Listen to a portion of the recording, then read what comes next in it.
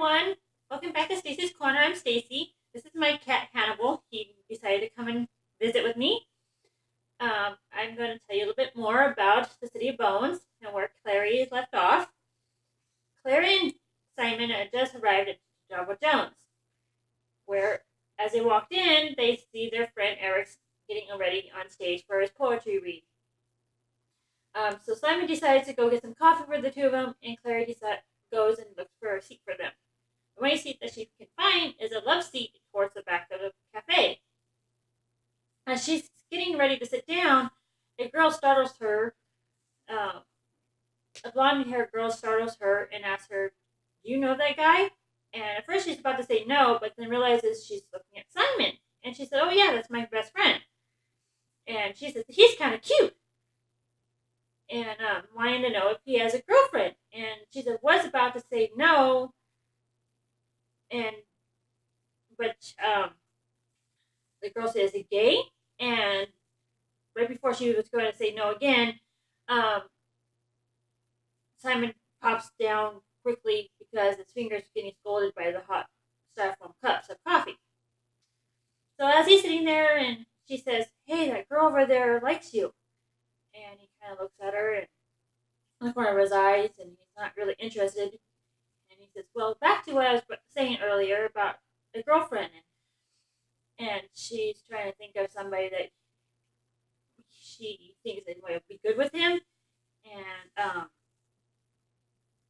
and he's trying to talk to her, but he's getting tongue tied and looking green in the face.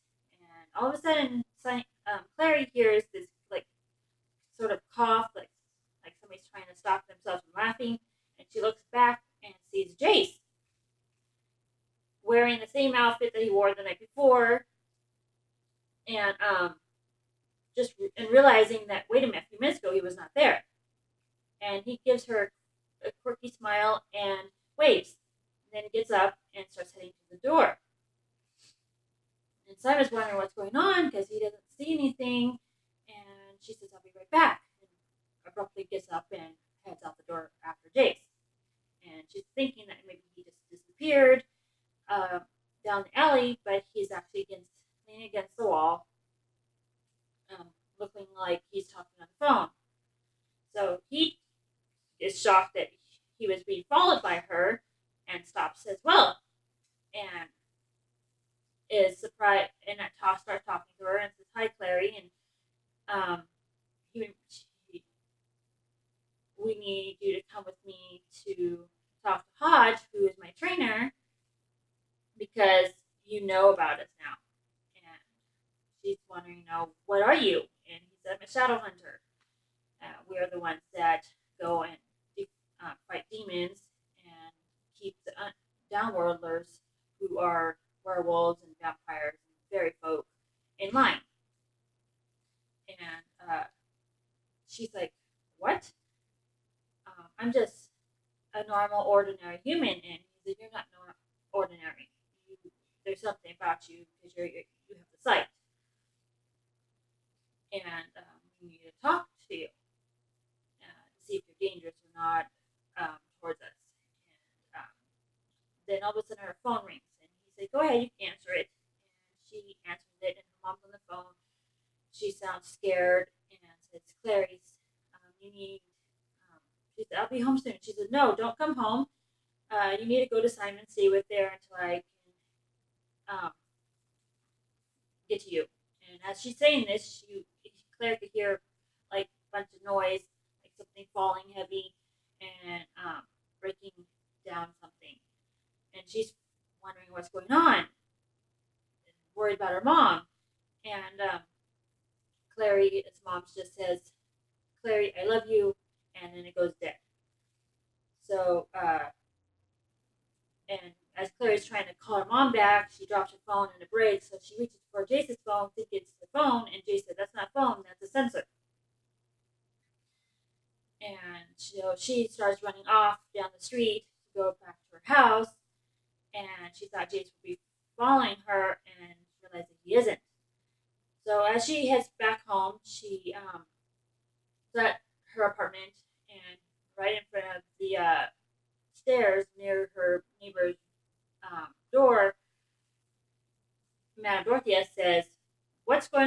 upstairs. Your mom's making a bunch of racket, and you need to have her boyfriend come and start fixing the lights and cleaning out the um, gutters and stuff like that.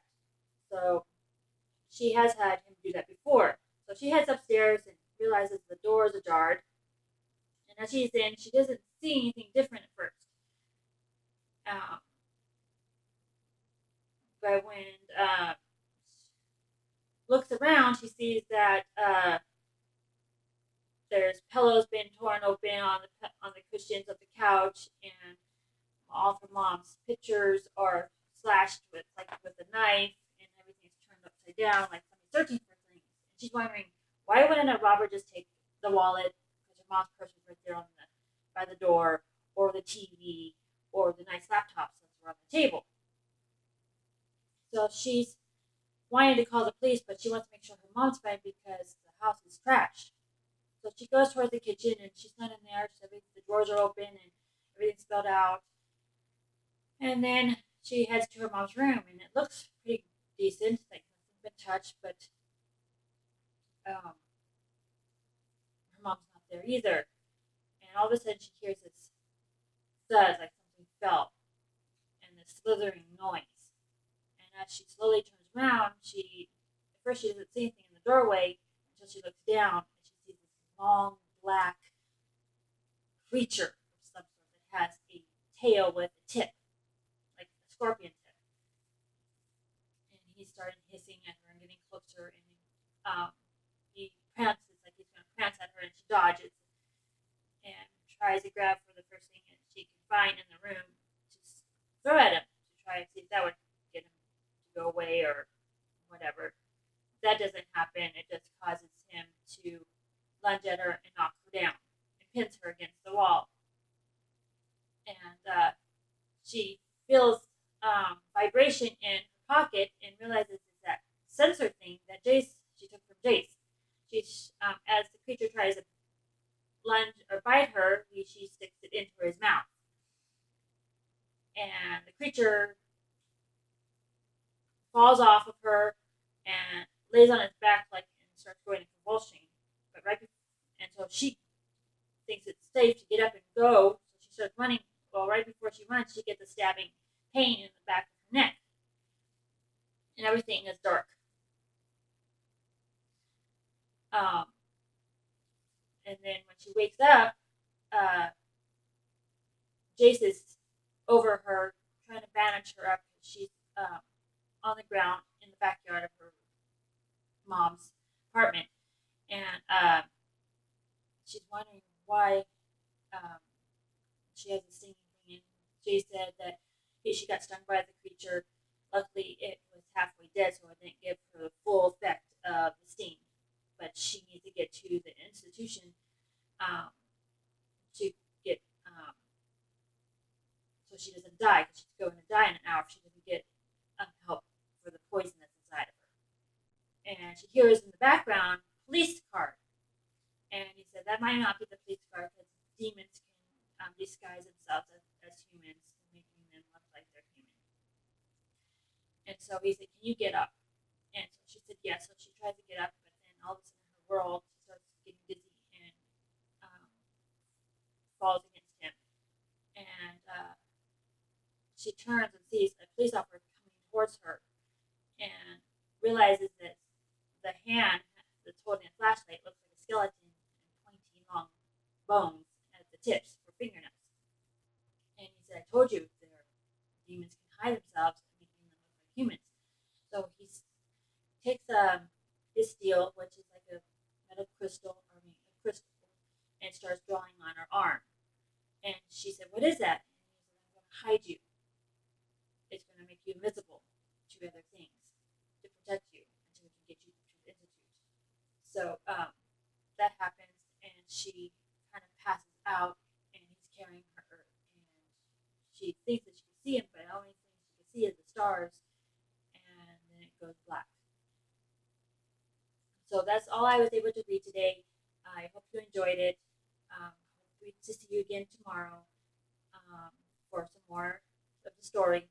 If you like what you see, hit like and hit subscribe, and I'll talk to you later. Love you. Bye.